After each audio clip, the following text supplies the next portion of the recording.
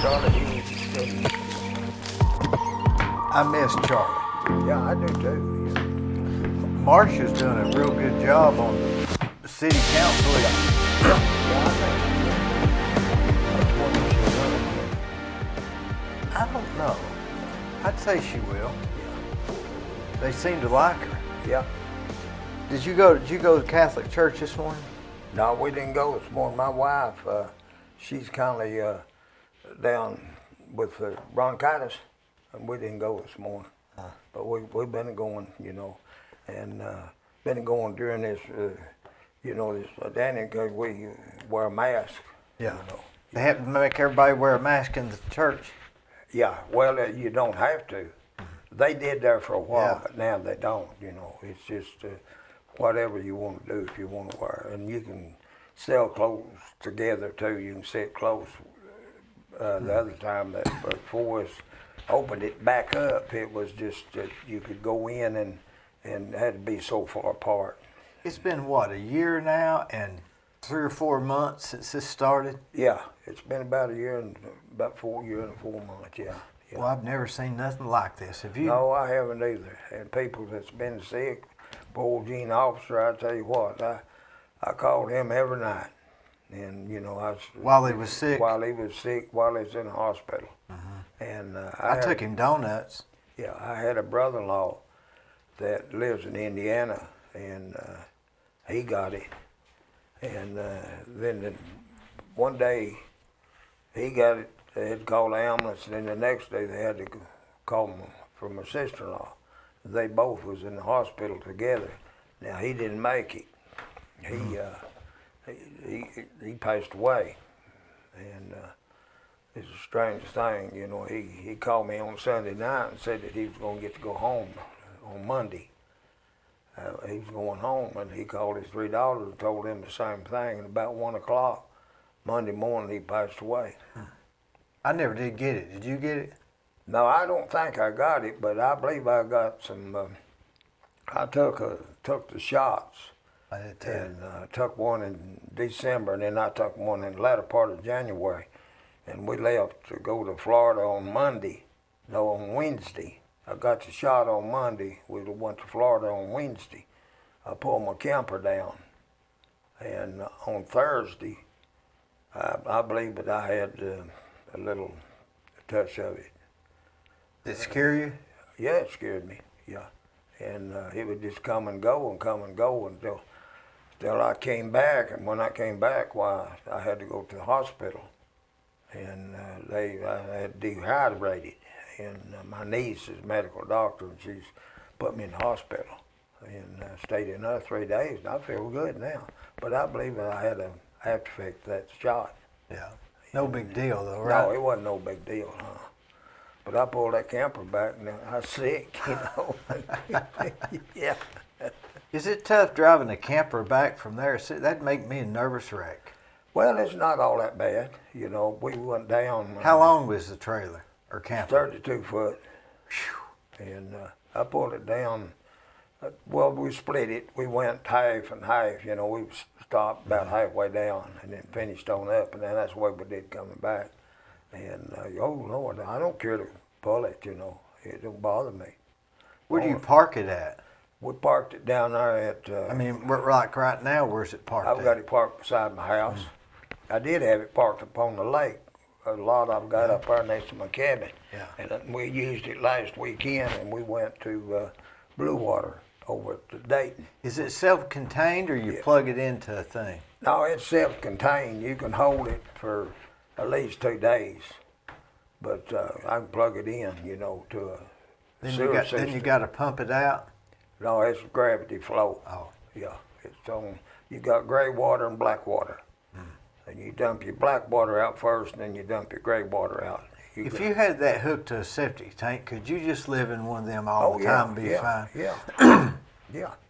This idea of having $500,000 houses is not necessary, is it? No. See, that's what I do up at the cabin. I've got extra lot up there. It's got a septic tank. Yeah. And when I pull it up there, I've got a discharge hose, and I just pull it in and put it in that tank, and and it's just like living in a house. You know, you got your water and your electricity and all. Stove and Yeah, yeah. does it have gas hookup? It's got gas Propane? or electric. Gas or electric. You have to switch it over. It's automatic. You push a button. Oh. And I could tell you about this. We was in Florida, and I've got a picture on my phone. Had this little old tree frog. He was sitting out there on the side of my trailer, sitting up there next to the window, just sitting up there. Well, he disappeared, and I was looking for see if my gas was turned on. I took my tank covers off, and there he sat. So I didn't think nothing about it. So we pulled that trailer, we come on home with it.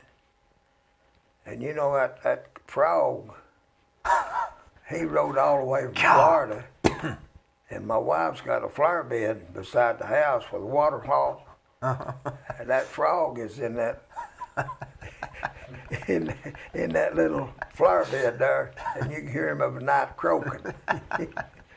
He took about a 700-mile ride on that trailer. Some frog mother's wondering where he's at. Yeah, he got some babies somewhere. Yeah, we brought him back from Florida. Yeah. You can't make that up, can you? No, he's. I had a picture of him. You know, I've got a picture on my phone of him. Yeah. We have a good time in that camper, and you know, there's a lot of you meet a lot of people. A lot of. They stay at camper parks or RV parks. Yeah, we stayed in this one down in Florida. It was it had 802.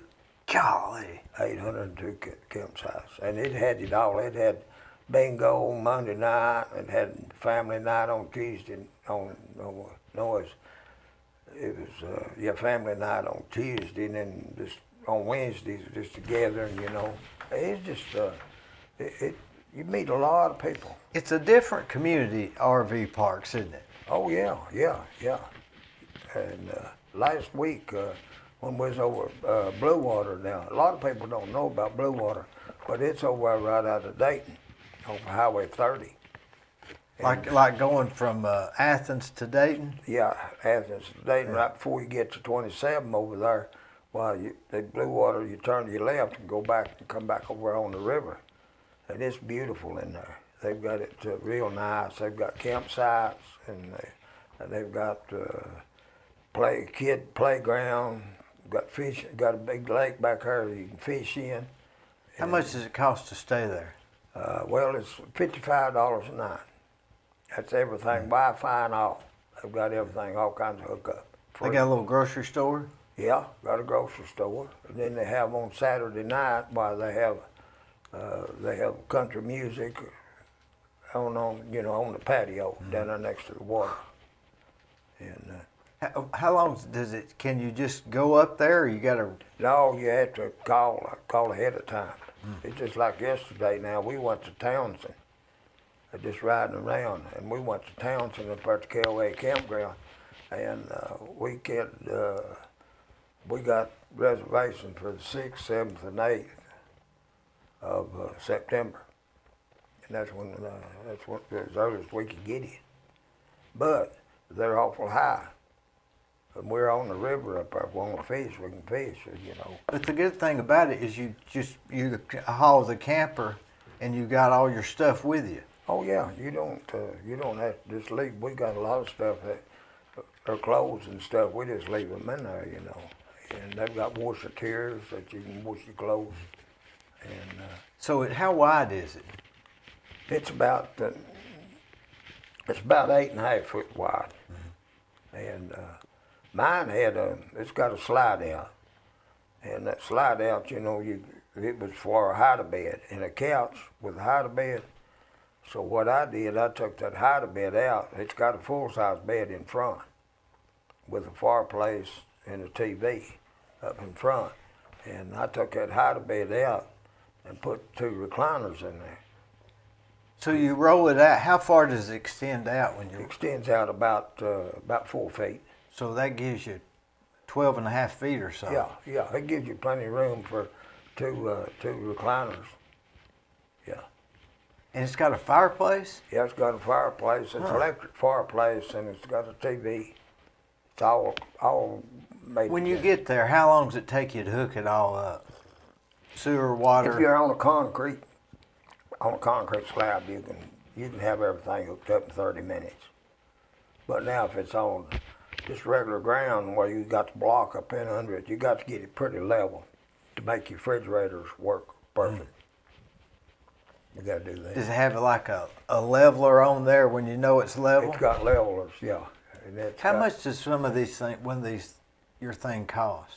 You can run them up. They run up to about. Well, you can get them. This one, you can get them up to about 100,000. There's one man pulled in bay down. There's a motorhome now. He pulled in down in Florida beside of me. The guy that was there, he moved. This lady that was there beside me, she was a financial advisor. And that's what she did. She operated out of that, it was a fifth wheel trailer. And she had a hot tub and everything in the back of it. And she was, she'd stay there, well, she was there for 2 months. And she pulled out whenever, I was there before I left. And this guy pulled in, and it was a motorhome. And I was talking to him about the motorhome. I said, boy, that's a real nice motorhome. He said, yeah, I think I got a good buy in it. I said, yeah. He said, I'll give $580,000 for it. I thought, man, you can buy a house for that. Yeah. Because some of them's run up higher now. So he drove his. Yeah. But you prefer pulling yours. I'd rather pull mine. That way you got a car when you get there. Yeah. You have to tow if you don't. Yeah. That makes it bad, I'd rather pull a camper as tow a car. But I guess I'd rather have that than have a condo in Florida or something, because you can switch places that you go to, right? You could go out to Arizona. Oh yeah, you can go. Well, David Fire, he's on his way back now. He may be home. He was in Michigan, I think, day before yesterday. He's been on a big tour. Does he pull his? He pulls his, yeah. And Rick Simpson, he and Donna, they've got one. And there's a lot of people's got them.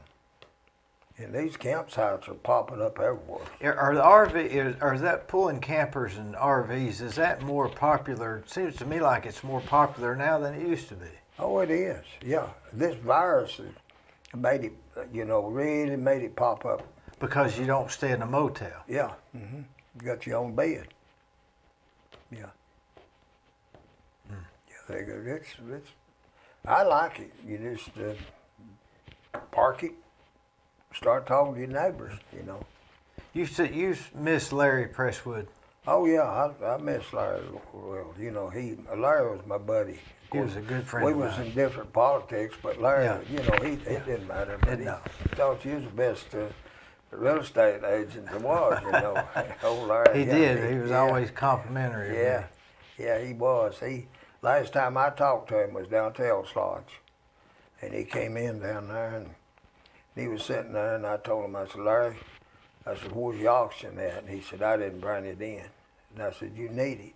He said, yeah, I need it. But he said, I said, you want me to go get it? He said, no, I'll be all right, And then he took COVID, I reckon, or pneumonia 1, or took it. Something. I'm sure it was related. He went to Atlanta, to it. didn't he? Went to Atlanta to stay with his son, and that's where he got. I think they were draining him. Yeah. How they do. He got COVID, got over COVID. Then he was doing something with his draining his stomach or something. Oh yeah. And he had a stroke. Yeah. And I think that's what. Yeah, Larry he's smart. He was smart, yeah. Yeah, he was smart. Now he could get those grants. Different politics, for sure. Yeah. But he did that. I didn't argue politics with him or nothing like that. No. I just, he had his own thoughts and I had mine, and I just like Larry. He was just a good friend of mine, and he's a good friend of you too. He was. Yeah, and I never heard him. I've heard him, comment on some people, you know, but other than that, why he was, and you know, he had a good personality. When's the first time you remember meeting Larry? Meeting Larry? Yeah. I met him back when I was road superintendent. Back when he was he was a planner for the Planner, yeah. he was a planner for the city. You know. What'd you do before the road superintendent? I worked for combustion engineer in Chattanooga.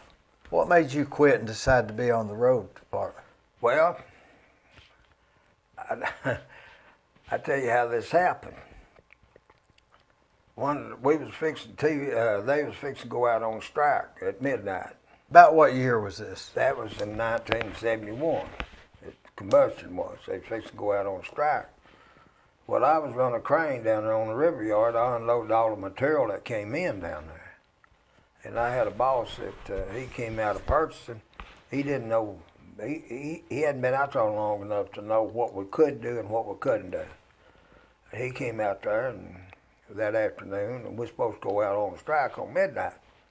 He come out there and he propped it up on the crane. He said, "Hey, Lewis," and I said, "Yeah." He said, "Did you see them cars down through there?" And I said, "Yeah." I said, "There's about 12 of them." He said, "They got to be unloaded by midnight." And I said, "Bill, there ain't no way you can unload them cars in 4 days, much less one shift."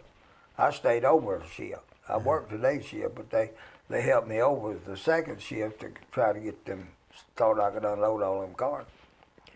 And he said, "I don't believe you understand what I'm telling you." And I said, "What's that?" He said, "Them cars are going to be unloaded by midnight." And I said, "I hope you understand what I'm fixing to tell you." I said, "If them cars gets unloaded by midnight, you'll unload them yourself. Here's your keys, I quit." And I just swung off that crane and went up there to the office and got my lunchbox, went to the bathhouse, changed clothes, and went home. Was you ready to do that, or you just had enough? I just had enough. I just had About enough. how old were you then? Well, I was about 30. I was 36, 37. What was you going to do? I was going to go on construction somewhere. I just made my mind up. That place down there, of course, it was going down, and it was, you know, and your benefits, you didn't have much benefit, no retirement. After I left there for 15 years of retirement, it was based on $2.10 an hour, 2 cents per year of service, and it wasn't us, you know. But on Sunday, after I quit that week, these 2 guys come to me and they said, "Ed, would you like to be road superintendent?" I said, "Bernie Barger's going to resign." And I said, "Well, yeah, I'd like to have that job." I said, "I've been worked with Lonis and everybody, you know, while I've been off some." And I said, "I'd like to have it." He said, "Well," I said, "we'll see if it's what we can do." Well, my name was put up that following Monday to be road superintendent. Well, my name was put up and Milford Miller's name was put up, which Milford was a good friend of mine. His name was put up, so it was 7-7, both, county commission. Well, they said it wasn't a majority of it. And so Nelum Jackson, who was county executive or county judge back then, he called over at Nashville and talked to the comptroller over there. And the comptroller said it was a 13-man court because that Milford couldn't vote for himself. So it made it a 13-man court. So I had 7. He had he 6. had 6. So they ruled that I had the majority, and that's when I became in June of 71. And then you had to run, right? I ran again. I had it till 74. And in 1974, I had 8 to run against me in the primary. And then I had an opponent, and he beat me in 74.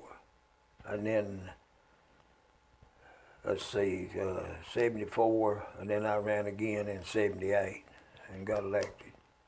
beat the guy that beat me, and, you know, Bud Henry. Bud was a good friend of mine, you know. I mean, I knew Bud when he ran against me. We didn't have no hard feelings. And it's just like Bob Hughes. See, Bob and I was real good buddies, and Bob's family and all. And I told him, I said, it's just like playing a football game or a baseball game. You beat me, and I'll try to beat you again, you know. And that's what I told him tonight.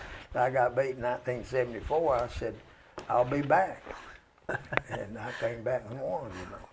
And, but I don't believe in making hardship, making enemies out of politics. I just don't believe it. I mean, I've got my friends that's Democrats, and I've got, you know, Republicans, and it's vice versa, you know. And but then I served there, got beat in '86, and then I went to work for operating engineers at Chattanooga, and I went to work up Bowater, and worked up there for Bechtel for about 2.5 years, and I got on with TBA, stayed with them. For a long time. Yeah, I stayed with them about 14 years.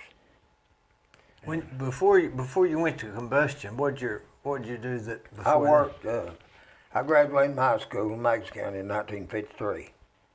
Your whole family from Meigs County? Yeah, I still got a farm up there. Yeah. And in 1953, I went. When I got out of high school, I went to work for the Meigs County Highway Department.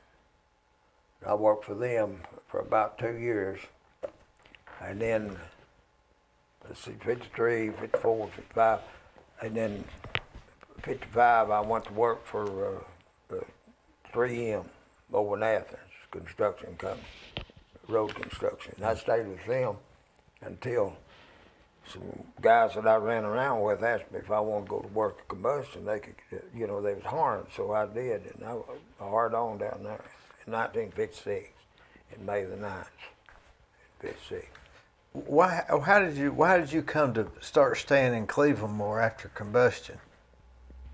Well, see, I got married. I met Betty, my wife, first wife. I met her in 19, and we got married in 58, and I met her in July of 56, and we dated for 2 years. And she was from Cleveland? No, she worked here in Cleveland. Oh. Well, her mother and daddy lived in Sylacauga, Alabama. And the reason she was in Cleveland was because Rufus Platt, he was president of Lee College. And Mary, his wife, my sister-in-law, she taught out at Bradley. She's guidance counselor out at Bradley. And Betty worked at Cleveland National Bank. That's where she worked, Cleveland National Bank. And that's where you met her? Yeah, I met her at here in Cleveland. And what was you doing in Cleveland? We was down at the racetrack, fooled around them race cars, and what kind of down at Cleveland Speedway. Yeah, was it dirt track then? Yeah, of course? the dirt track was, and Jim Chase built that. Well, those boys up there at home, they built a race car, so we all decided to come down here, you know, to races on Saturday night, nothing else to do. Would you drive in the race? No. I tried once, Yeah. and that was it, you know. And I said, that ain't for me. But anyhow, so we was up there. And so you just hanging out with them? Yeah, I just hanging out with them. So they had music up there after the race of the night. Jim Chase had built a platform up there. Now, which Jim Chase is that? Dean's daddy, or? No, that's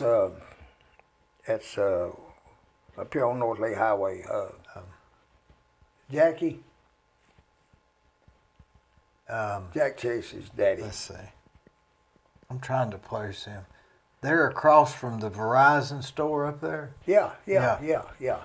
See, Jim had how come me to get acquainted with him? See, I had a house. I bought a house down there in Honolulu, and he had a big car lot up there. That was back then. That was Bradley County was a capital world of used cars, you know. Yeah. And I'd go up there and see him. How'd that turn out for him, right? Yeah.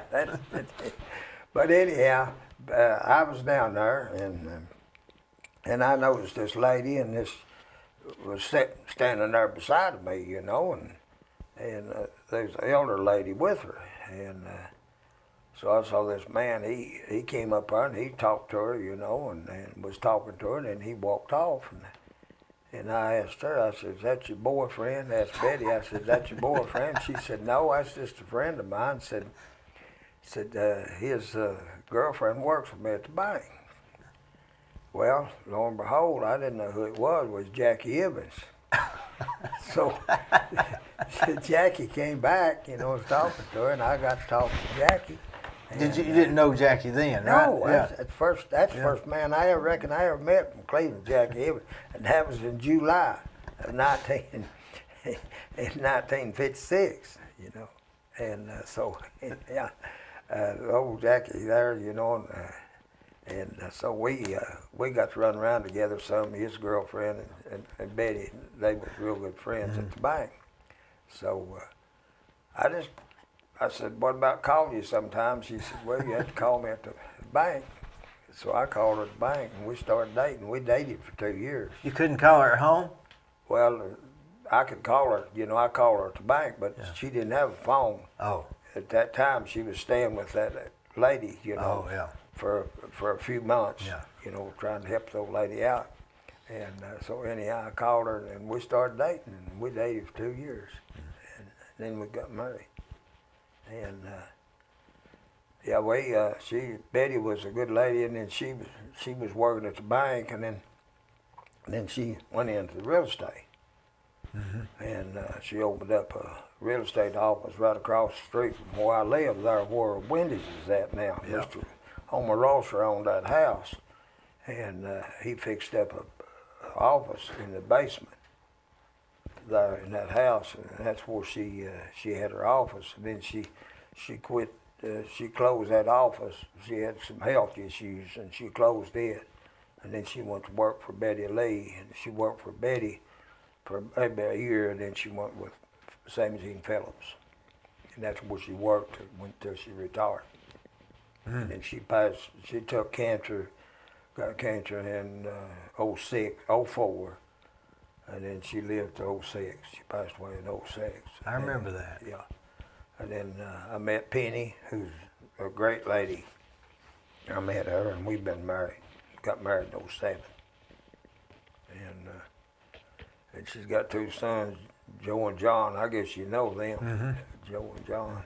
And I call Joe, he's a rod man. He makes fishing rods. Fishing rods, yeah. Well, John was... he came here. Yeah, John, he's a possum catcher. Possum catcher, raccoon catcher. Yeah. And so Joe, that's all he does now is make fishing rods. And he must be good at it. Oh yeah, he is. He ships them rods everywhere. I mean, he ships them to California. What a business, right? Yeah, Can you imagine sitting at home and just making fishing rods? That'd be a good way to make a living with it. Oh yeah, he can make 10 or 12 a day. You know, he makes them from the start. You know, from the stick on up. You know, makes a handle. See, he got a patent on that handle. That's what I understood. Yeah, it's got like cork inside it or something. Yeah. And see, my brother-in-law, Penny's brother, he's an attorney up in Chicago, and he's a patent lawyer. And he's the one who got the patent for Joe's handle on his rods. That way nobody else can steal the idea, I guess. Yeah. Yeah, he's a good guy. Both them boys are. And of course, I've got Michael, you know him, you know, and he's became real bad health-wise now. He's down his back, and then he won't be able to work. I don't believe he'll be able to work no more. Where did he hurt his back? He hurt it years ago, and I don't know how he hurt it. I think he might have hurt it by lifting weights. I think when in high school he lifted weights in the gym. That's right after he got married, and he started having back problems, and he's had it ever since. He's had it for 20-something years. What would you say is the best time that you, in your working career, was it when you was at Combustion or when you was roadman? When I was working with TVA. say I work for 7 states, and I might be in Mississippi today, and they'd call me and they'd say you got to be in Knoxville. What'd you do at the various places? I run a crane. They didn't have anybody else that could run it, or They bought that thing and signed it to me, and wherever that crane went, I drove it. And I could reach 170 feet in the air with it. what'd you do with it? I built these steel towers. I put in a lot of microwave towers, and set a lot of insulators, lightning resistors. So when you set it up there, somebody was bolting it together or something? Yeah, and spent a lot of time down in Alabama, Mississippi. Spent a lot of time in Mississippi raising those towers. See, when the water gets down so low to the ground, they've got to go in there and take part of the tower out. Maybe take out about 8 foot and put 12 foot in. So what I'd have to do is pull in there and hook that thing up to that tower. And of course, the electricity would be cut off, but you could still pick up some of that static electricity. And but you had to be real careful. Where'd the static electricity come from? You just pick it up out Just there. like touching carpet or something? Yeah. And I wouldn't imagine that'd be a thing, but I guess it would be. Well, there's one boy that I worked with. In fact, the boy that's got my farm rented up there right now, he was on a tower with a boy, and he picked up static electricity, and it killed him. And it like got the boy that's got my farm leased up there. So it's just like when you touch carpet and you touch somebody, it's just magnified. Yeah, it'll grab you and hold you. You know, and it's. But I met a lot of people. I spent 11 months in Mountain City, up on them mountains. Where's that at? That's up above. Well, it's right out of Boone, North Carolina. Oh. And I guess the worst I've ever been scared. I went to work one morning, and the guy that our operators was supposed to ride in those helicopters.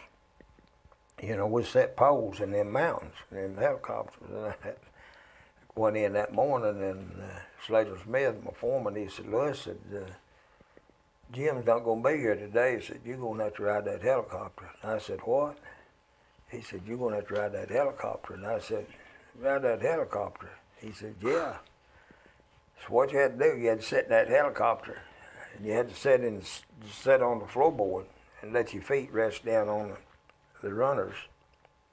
And you wore radio control and everything, and you had to communicate with the pilot.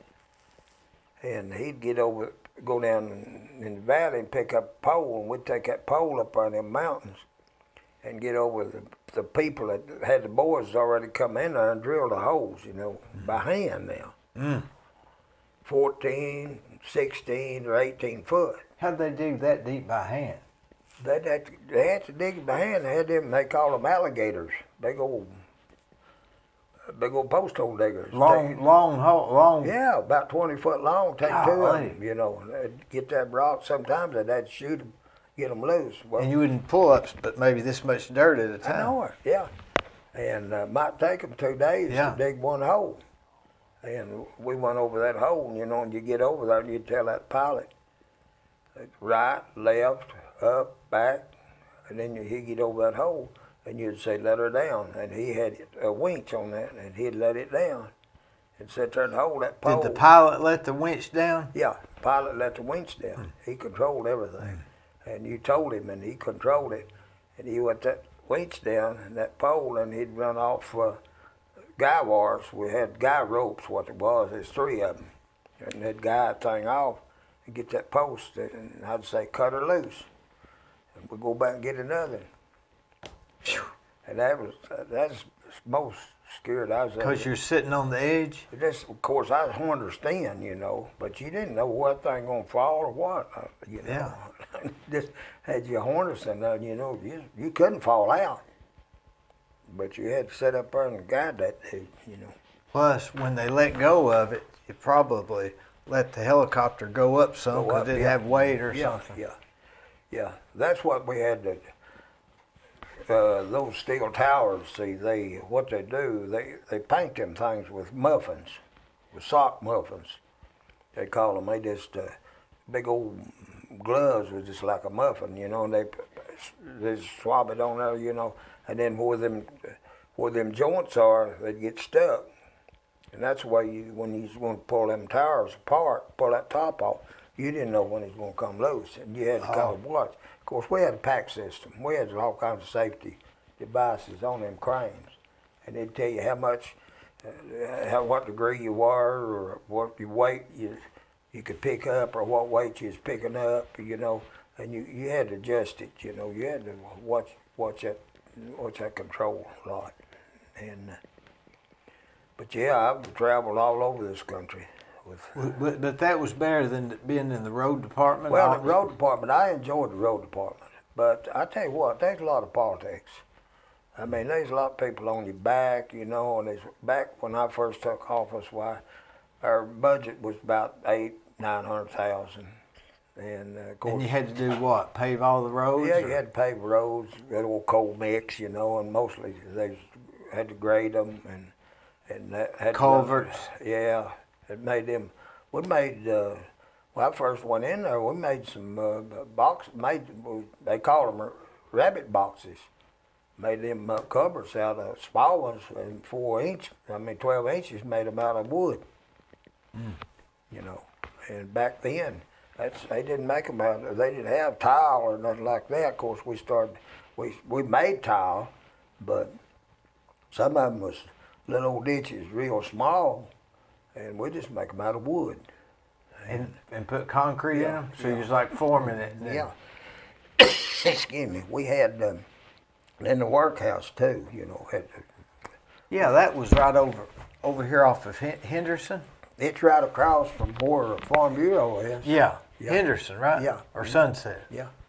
It was there. And, did you start the workhouse? Who started the workhouse? That workhouse been there for years, but we closed it in, I believe they closed it in 73. 72 or 73. Did they keep prisoners in there, or that's just where they worked from? How did that go? No, they kept them in there. And these are just weekend warriors, weekend drunks, you know, most all of them, you know. So it wasn't like a chain gang? No, not when I was there. Now, I think it was back years ago. But now, I had one guy that he was a chef on a boat, the best cook you ever saw. And when he come off that boat, well, he's lived here in Cleveland, and he'd come to Cleveland, and he didn't have no place to stay, and he'd get drunk. They'd put him in jail, and they'd give him about 30 days in jail, and he'd cook for us. Did they have the choice to work or not? Well, most of them all wanted to work. At least get out, right? Yeah. Now we had two boys that got caught up here from down Dalton, Georgia, and they refused to work. They said they wasn't going to work. They got up here and they got drunk and they got put in public drunkenness, and they wasn't going to work. And I told them, I said, we're not going to feed you. We're not going to keep you in here if you're not going to work. They said, we're not working. So I went and talked to the judge, and the judge said, just take them back to Georgia line and turn them loose. So next day I just said, boys, we've got to take a little ride. We need to go with me and see what you think about it, you know. And I didn't tell them I was going down there and turn them loose. I got down there to the Georgia line, and I told them, I said, that's as far as I'm going. You mean down there at Clara's or whatever they call it? Yeah, going down Dalton Pike. Yeah. Got down there to the Georgia line, I told them, I said, hey, this is as far as I'm going. That's as far as I'm concerned. You get across that line, don't you come back to Bradley County. And you was just the road superintendent, yeah, right? But you ran the workhouse. Yeah, I had the workhouse. So that was under your Yeah, I was a road superintendent, yeah. And actually, we had a little house there that Mr. John Hughes stayed. He lived there in that house. I don't remember the house being. I remember seeing the workhouse. Yeah, though. the house was there, and John Hughes, he and his wife lived there, and we had a. Now he took care of it at night, and then we had a day man, Mr. Judge Pritchett. He worked during the day, and he was kin to. Well, he lived out there off of Bates Pike, right in around the steps. And was it Wayne Pritchett? Not Wayne. no, but anyhow, I forget now. He was married into the steps somehow or another Yeah. out there, and he was on the county commission. Les Step. Yeah, Les and them. Yeah. Yeah. Mm-hmm. He lived right there next door to where Les lived. Yeah. Yeah, we had some good days at the road department. They, you know, back when I first took office in '71, if a holiday hit, they didn't get paid. They didn't get no vacation. The only time they got paid is when they worked. Mm-hmm. And I immediately changed that because when I thought they're entitled to a day off when it's it's a holiday. Like everybody else. Yeah. So I started that, and I started giving them a week off of vacation. Mm-hmm. And what we started doing is just start closing the week of Christmas. Mm-hmm. We'd give them the whole week off with pay. And then You can't do much with roads at that time anyway. no, and that way, they appreciate it, and they'd help you better, and then after it'd been there 2 years, well, give them 2 years, 2 weeks for After Now 2 I years. remember years ago I met you, and the first time I remember meeting you, I was with Charlie McKenzie and Troy Dixon. And there was a guy with you that they called Squeaky. Squeaky Myers. Yeah. What was his deal? You and him were like this, right? Well, he was my assistant. Mm-hmm. Yeah, The whole time. yeah. Even when you lost and came back, wasn't he back with your assistant then too? No, now when he came back, he went to work for the city. Doing what? I don't know what he worked for the city something. I don't know exactly what he worked, but he drove a pickup truck. He was more or less a handyman, I think, for the city. No, he never did. Was he there when you took office, or? No, he came to work for me after. Now, when I first took office in '71, Bernie Barger was the assistant. So Bernie stayed on with me, and then he had it for about 2 months, and he gave it up. Mm-hmm. When Jody died, they appointed Bernie Barger. Well, Bernie, he wasn't going to do it, so he resigned. And then that when they appointed me, and they appointed me for his unexpired term, and I stayed there. And then I had to run in '74. So when did Squeaky come in? Squeaky came to work with me in 1978. Where did you get the name Squeaky? When he talked, he'd squeak. Did he? Yeah. Yeah. He worked for Herman Collins. Of course, I didn't want to take him from Herman, and he wanted to come work for me, road park. And I went to talk to Herman and asked Herman if it would be all right. Herman said, yeah, if he can better himself. I said, yeah, let him. He'd be all right. Did you know him before? Yeah, I knew him through the elections, Oh, Of course, Mo, his brother, I knew him real well, That was he worked for the city, and I knew Mo, and then I got acquainted with Squeaky through Herman and them out there, I wonder if that's any relation to Tommy Myers that works for the... Yeah. What's the relation? Well, see, Tommy's daddy and Squeaky's, Tommy's daddy, Mo, and Squeaky they were brothers. 3 brothers. Tommy Myers' daddy was Mo, And Mo and Squeaky was brothers. So Squeaky was Tommy Myers' uncle. So that boy, that cousin of Tommy's that works for the city, must be Squeaky's son. I guess. Now Squeaky's son worked for the fire department. Tim Myers, he's a fireman. Oh, is that right? Yeah. I know Tim. Yeah, and then he had a brother. Whatever happened to Tim? Is he still there? Yeah, he's still in the fire department. I had FFA with him. Yeah. So that's Squeaky's son? Yeah. And he had a brother. I can't think of his name, but he just recently died. He had cancer. Yeah. I never, to this day, realized that Tommy Myers and Tim Myers were related. Yeah. Yeah, they're cousins. It's a small world, isn't it? Yeah. And see, Johnny Gilbert, the fence man.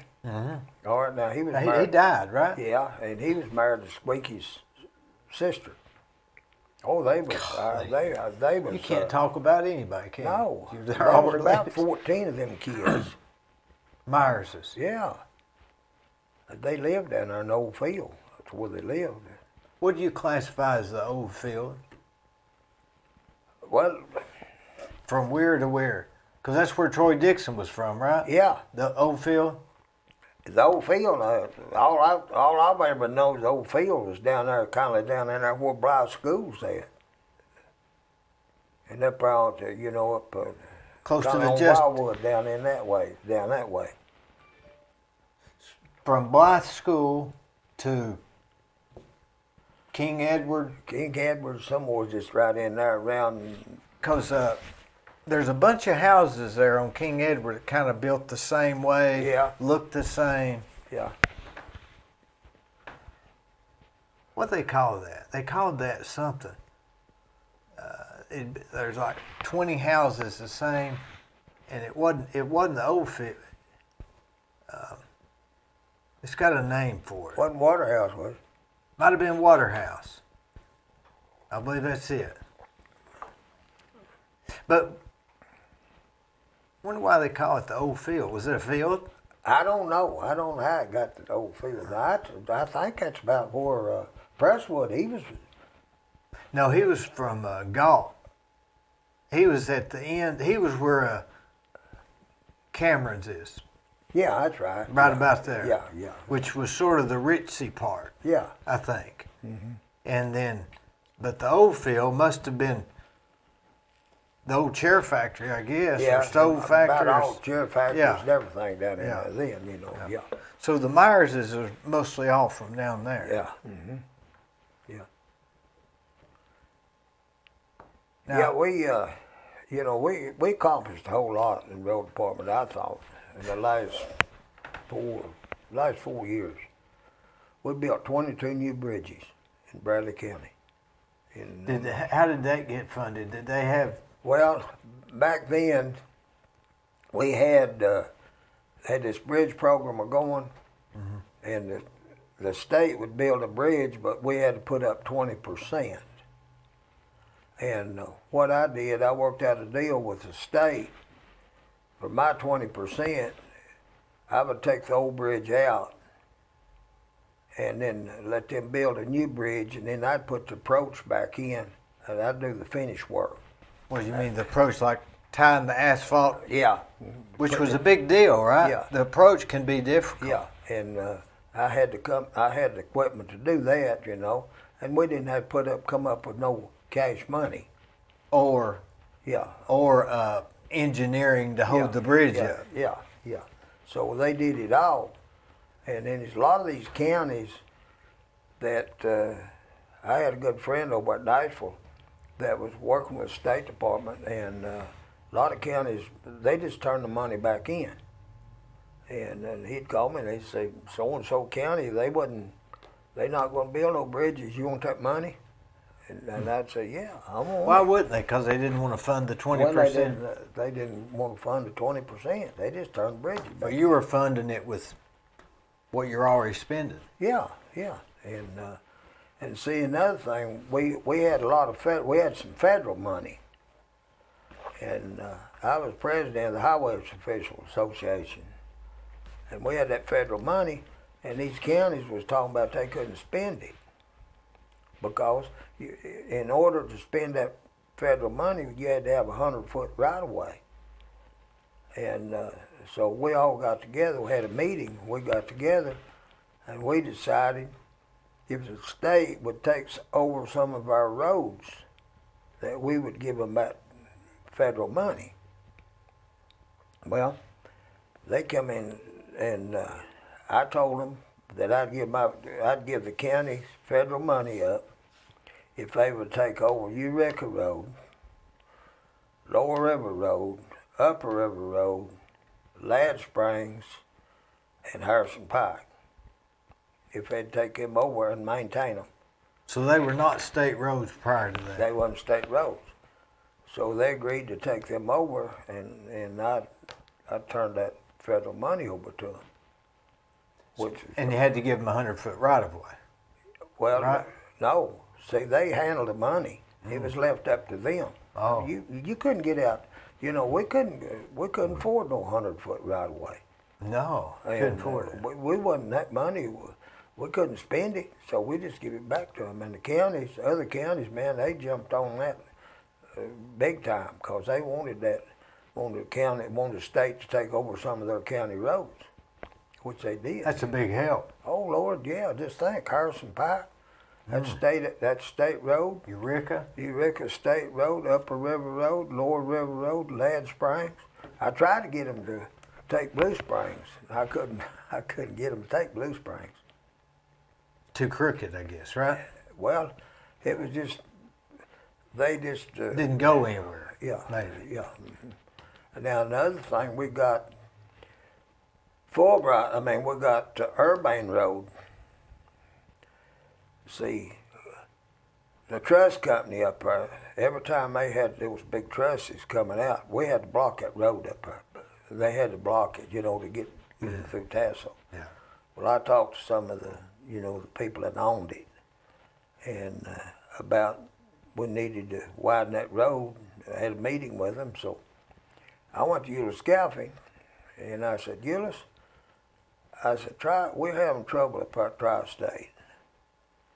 I said, what would you charge the county for a right-of-way up through here?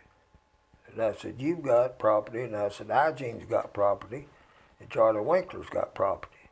I said, what would you take? He said, I'll tell you what I'll do. He said, if Igene will give his right-of-way, I'll give mine. And you go talk to Charlie Winkler and see where Charlie will go.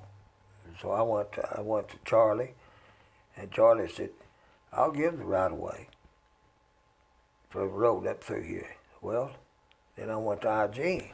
I talked to Igene. Igene said, Ed, I'll give you the right-of-way if you'll build me a culvert that my cattle can go from one side of the road to the other. And I said, that's not no big deal. I said, what I'll do, I'll put you a big drain tile in there, concrete the bottom of it, so your cattle can go from one side to the other. So that's how we got Urbane Road built.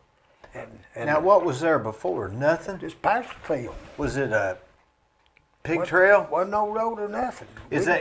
Can those cattle go under the road now? Yeah, I've never seen that. But they wanted to. But see, it's all sold out now. But there's still a culvert under there. That's a culvert where they can go in under. That must be just past the ball field. Well, it's past the ball field, and it's right in there about where Perry Stone's at. But now all of that has led to Perry Stone's, the Y, several subdivisions. Oh yeah.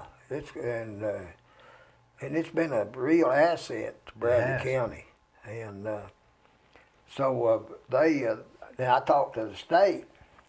I went to them and asked them if they could anyway get some help on that, and they said, well, what we do, we can make an industrial road out of that. They said that we've got some industrial money. They said if you build a road and you put the stone down, they said you've got your own crushing plant. If you put the stone down, build a road, or we'll pave it. We'll make it an industrial road. So that's what we did. And it is going to a couple of industries. Yeah, it's going to the industrial, yeah. Well, if you hadn't have done that, if you lived on Tasso, you'd just have to. Oh yeah, you couldn't. Well, see, look at that Tire State Trust up there. Oh, it's all them warehouses. Yeah. Man, Yeah, the warehouses, yeah. sure. They wouldn't have been there. Mm-hmm. And another thing we got done, the first part of my term was Stewart Road. See, they had it cut off out here at Tasso Road there next to the Y. Yeah. And Ben Longley and I, Did it just dead end? yeah, he just dead end there, didn't go nowhere. And we talked to Ben Longley, he was state representative or state senator then. And we got together and went to Nashville, and we got them to extend that road across the railroad track to tie into Michigan Avenue. What was there? Who owned the property? I don't know I don't know who owned that property. It's been so long, you know. Maybe the Beatties. Isn't Beatties down in there somewhere? They might have, yeah. But see, we was in the process of getting Pitch Orchard Hill Road for that road to go all the way to Benton Pike. When I got beat in '86, and it never did go no further. Well, that would be a big asset. They really need that now, yeah. more than they did then. Yeah, and see that S curve down there, that big sharp curve right there below Geno's Tires. Yeah. We, the man that owned that property there, he lived up north somewhere, and we'd Now there's houses there, and you couldn't we move. couldn't do it now. It'd be hard, and it was the right time to build a good 3-lane Because once road. you get past that curve right there, it's kind of straight, sort of. Yeah, yeah.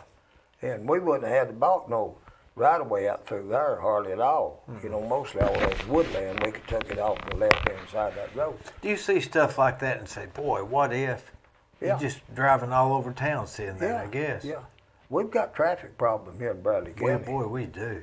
Especially up there at the end of 20th Street. Oh, Lord, yeah. I mean, if you're going to turn left, I don't know how long. I guess they need a light there. Well, they got a light there, don't they? Yeah, But it's still crowded. yeah. We've got traffic problem. It's bad. You know, I get to where I'm avoiding Paul Huff now. And it was made to take traffic off. You'd be surprised that the traffic is coming up 25th Street. When I first moved there in '62, where I live now, I moved there in '62. There wasn't nothing but pig trail through there. It went out to when that goes out there to M&M Mars. Well, I remember my cousins lived across when it was MC Hedrick's. Yeah, And where Ace is, wasn't there a field? yeah. And then MC Hedrick's was next. And from there on, it was pretty much just, it was just a small 2-lane road. Well, see, they built 25th Street. Let's see. I'm trying to get the year that they built it. But anyhow, Purcell out of Nashville built 25th Street. And see, had a whole hillside up there, down there where Checkers is at, and all that in there. See, that was just a swamp. Yeah. Well, see, O'Neill McCleary, he owned that little old Oakdale Superette there on Key Street. That's the only thing. Across the street. Yeah, across the street. Well, Didn't he get robbed there? yeah, he got Killed. He got killed there. Yeah, and so anyhow, he hired those construction workers, those big pans and stuff, to fill all that in. They moonlighted, they call it. While they was building 25th Street, they'd work overnight, and they filled all that How in. deep was that, would you say? Well, see, down there on the corner where the bank's at, see, Neil had, there was a basement, concrete basement there, and he was going to put a restaurant there. And then when they filled all that in, there, you know, where there was a drugstore there where Elliott's Boots is at now. Originally? Yeah, there was a drugstore there first, and then you come on up through there. And they, up there where Checkers is at, right in there about where that barber shop is, there's a big spring there. You know, you can drive through that parking lot at times and see water coming up through the asphalt. I guess it's the spring trying to come up. Well, see, they don't know it, but there's a big concrete cupboard down through there that was been put in there years and years ago. Neil put that in. How deep is it right there, would you say was the original ground? Like 10 feet or 20? Yeah, about 10 to 20 feet. Down there where Crystal's at, see, that wasn't nothing but a swamp. There's stumps in there bigger than in my car.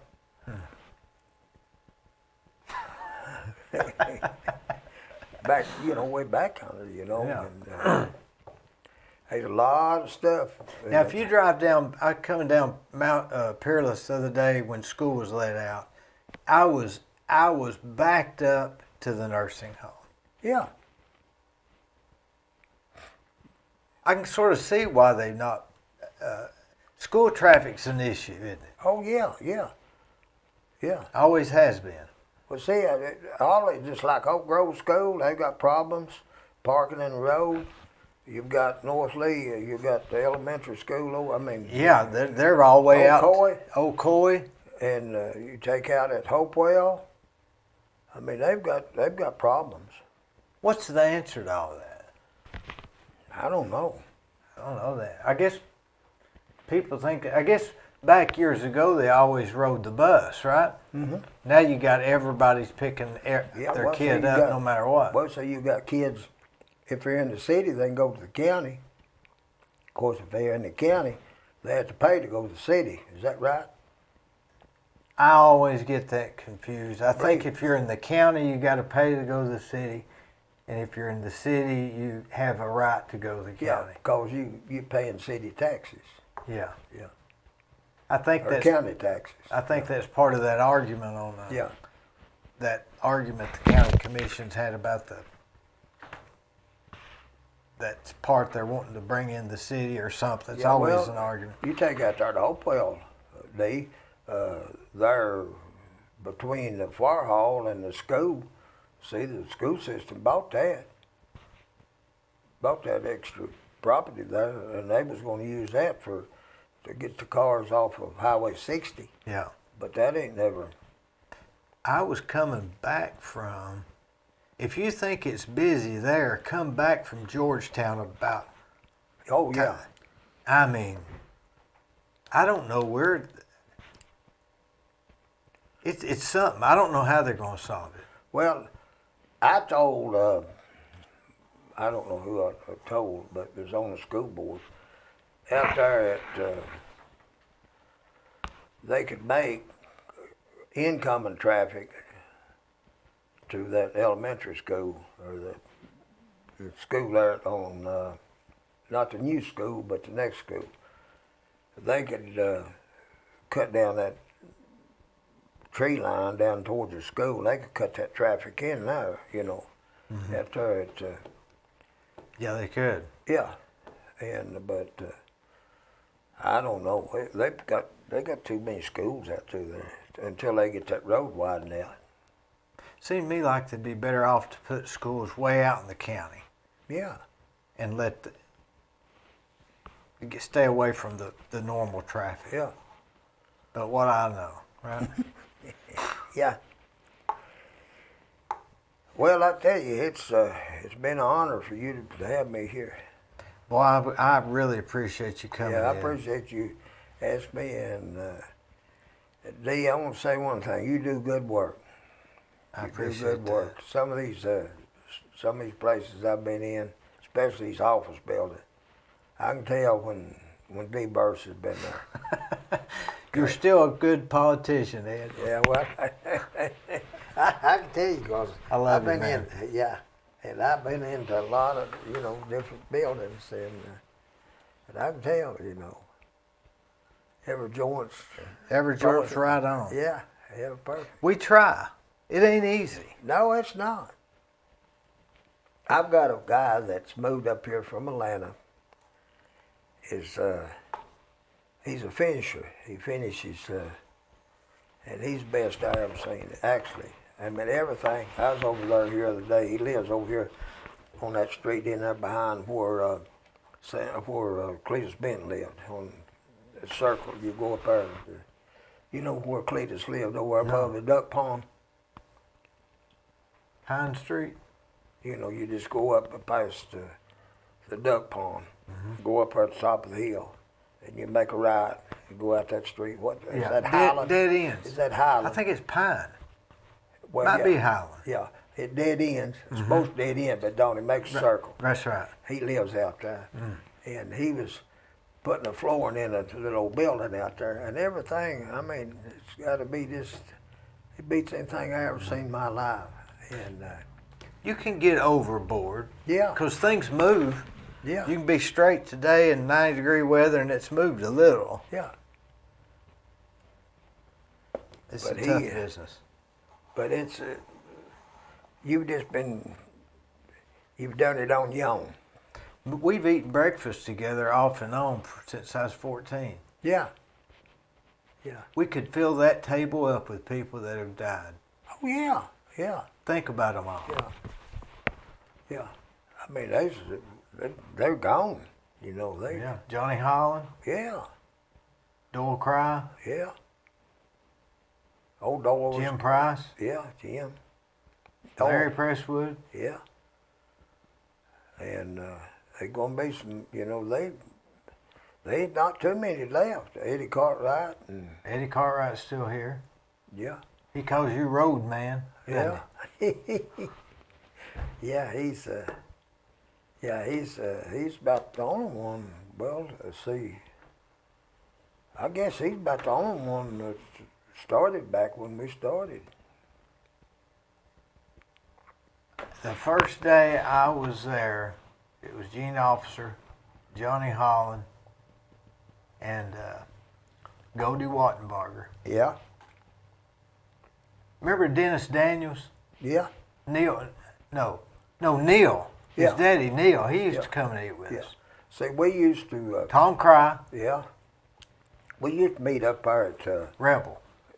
Well, we met up at the Cherokee. Yeah, the Cherokee. That's a long time ago. Yeah. You know. Yeah, and remember Pam Yeah. and Judy? Remember Yeah. Judy? You know, Pam's mother, she's still working up there. That's her mother up there at Charleston at that farmer's market there. I didn't know that. Yeah, that's Pam's mama. I didn't know that. Yeah. You know, when Pam quit, I never saw her anymore. Did you? She worked down at Peyton's, I think. Yeah. Troy Dixon? Yeah. I remember Troy came in one morning, he was half asleep, you know, and he says, "Anybody sitting here?" And Pam went, "I don't think so." It really made Troy mad. Yeah. Yeah, well, good old days, boy. I tell you Brackett what. Hooper? Yeah, Brackett. Him and old Brackett, he was something else now. He didn't care. Coon Dog came in there a few times, remember yeah, him? Coon Dog, yeah. Glenn Cantrell? Yeah. Yeah, old Coon Dog, he's sitting there. He was something else. You know, when he got out of the federal, they signed him to me. To work? Yeah, he had to work 10 How hours. much did he weigh then? I don't know. He's heavy. He had to work 10 hours a week for 5 years. For 5 years. 10 hours a week. That was his. Did he get to stay at home? Yeah, he got to stay at So home. he had to come and work for you? He had to work for me. I'd say that was pretty easy on him. 10 hours a week. Well, I asked his parole officer about if he could work more time and get that off. And he said, well, yeah. I said, he can work 40 hours a week. I said, as long as we get that time off. Said that. I told Coon Dog, I said, we'll get it off quick, you know. So he worked. He'd go down there about every day. You know, he always wore his glasses like that. Remember that? Yeah. He was a likable guy, wasn't he? Yeah. He'd give you your shirt off your back. And he was so likable. Yeah. And he was. He'd sit with those glasses like that, and he'd look around the table, but he'd never move his head. He just moved his eyes. Yeah. Well, I guess I better go. Ed, I've enjoyed it, buddy. I appreciate you having me, I've enjoyed it. And How old are you now, Ed? 88. 88. Feel good. You look good. Yeah, I feel good. I've got to go back to my eye doctor. You got any secrets? No. No, nothing to longevity? Just longevity. And of course, my mother, you know, she lived, be old, and I've got a sister that's 94. Is that right? My other sister, she's been dead now 3 years. 4 years. She's been dead 4 years, and she was 90.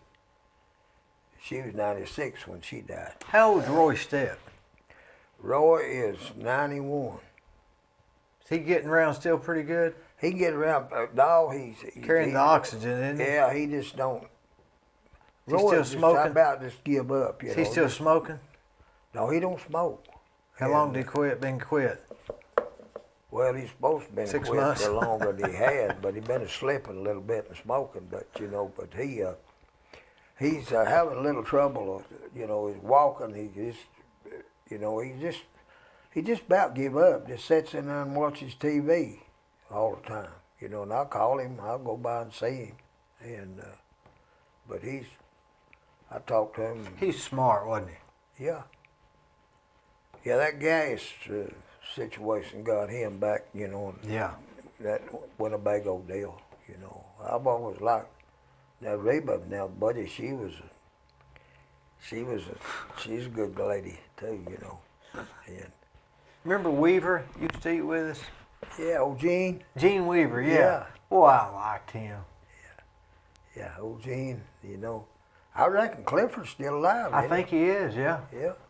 He's in the carrying place or something. Yeah. Yeah, he's one of them carrying places.